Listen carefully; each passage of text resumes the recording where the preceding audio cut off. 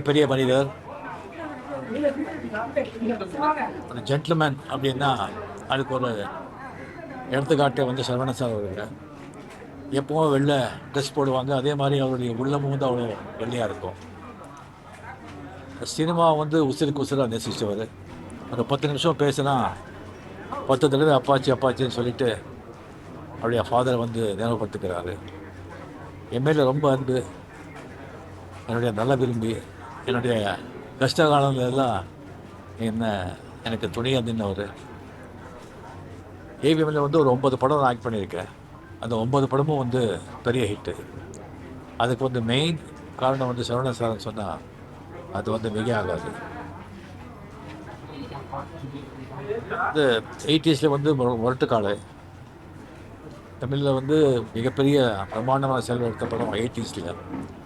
20s வந்துட்டு சிவாஜி மிகப்பெரிய படம், பிரம்மாண்டமான படம். அதே மாதிரி இப்போ 2020s வந்து இன்னும் ஒரு பிரம்மாண்டமான படம் எடுக்கணும்னு சொல்லி பேசிகிட்டு இருந்தார். ஸோ அது வந்து